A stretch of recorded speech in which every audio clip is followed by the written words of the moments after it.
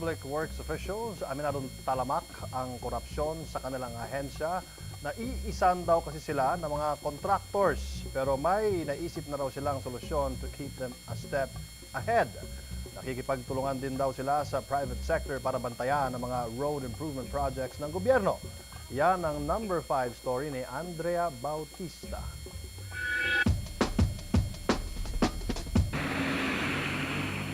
Construction ang isa sa mga inaasahang makakatulong sa ating bansa na malampasan ang economic crisis.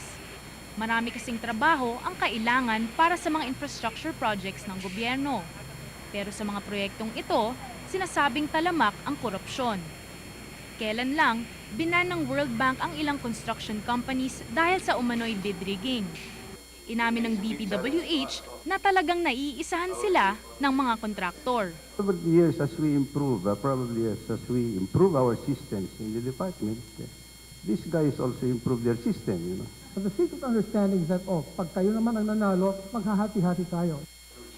Sabi ng Philippine Constructors Association, hindi naman nila kinukonsente ang mga tiwaling miyembro. We've been doing this all the while. The companies that we have sanctioned in the past are no longer operating. They've migrated. They're not in the Philippines anymore. Because that's how hard we are. Pero kahit si World Bank Director Bert Hoffman, inaming mahirap manghuli ng nandadayang bidder.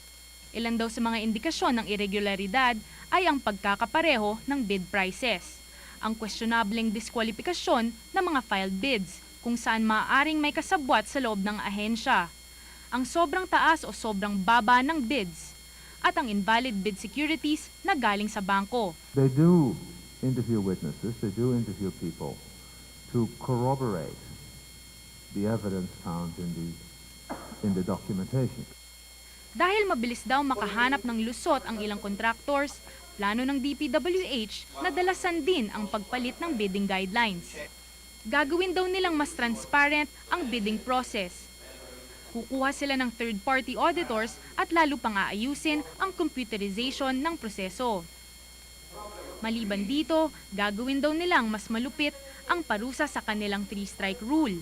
Ibig sabihin, ang isang kumpanyang nagsubmit ng letter of intent pero hindi naman itinuloy ang bid at nanggulo lang sa proseso ay mabablacklist kung 3 beses ito ginawa sa isang taon. Nabigyang buhay ang Bantay Lansangan dahil sa pagbuo ng NRIM 2, pero recommending body lang ito. Kaya malaki man ang tulong sa gobyerno at taong bayan, hindi nito lubusang masosolusyonan ang problema sa collusion. Andrea Bautista, The Evening News. We have another election-related survey at number 4, and this one's from Pulse Asia.